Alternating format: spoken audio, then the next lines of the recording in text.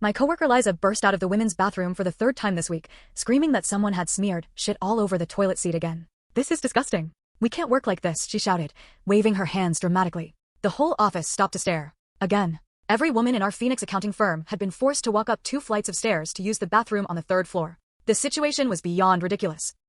Liza immediately started her usual rant about installing security cameras in the hallway. It has to be Maria, the night janitor, Liza declared, pointing an accusatory finger. She's the only one with access after hours. I knew Maria personally. She'd been cleaning offices for 15 years and took pride in her work. The accusation felt wrong, but Liza was relentless in pushing this theory. We need to report her to management, Liza continued. This is unsanitary and unprofessional. I decided to pay attention to the timing.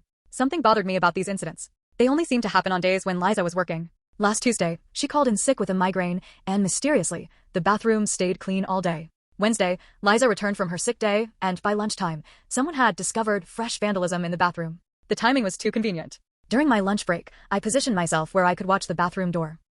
Liza walked by carrying a small paper bag, glancing around nervously. She slipped into the bathroom and stayed for several minutes. When she emerged, the bag was gone. Her hands looked slightly dirty, and she immediately headed to the kitchen sink. 10 minutes later, she accidentally went to use the bathroom and came running out with her usual screams of horror. I had seen enough. Liza, we need to talk. I cornered her by the copy machine. About what? She asked, but her voice wavered. About your little performance in the bathroom. I saw you go in with that bag. Her face went pale. I don't know what you're talking about. You've been doing this for weeks. The question is why. She looked around frantically, then grabbed my arm. You don't understand. I need to get transferred to the marketing department. They have an opening, but my supervisor won't approve the transfer. So you decided to terrorize the entire office? I thought if I made enough complaints about unsanitary conditions, they'd have to move me somewhere else. The marketing department is on the 5th floor, completely different building. I stared at her in disbelief. You've been carrying actual feces in a bag to frame an innocent janitor. It's not what you think. I really need that transfer. Why is marketing so important? Liza's shoulders sagged. My boyfriend works there.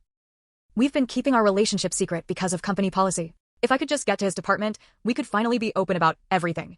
The lengths people go to for love, apparently including bathroom vandalism and destroying an elderly woman's reputation. Liza had been systematically ruining Maria's credibility, also she could work closer to her secret boyfriend in marketing. Listening to stories is certainly good, but most importantly take care of yourself and your loved ones.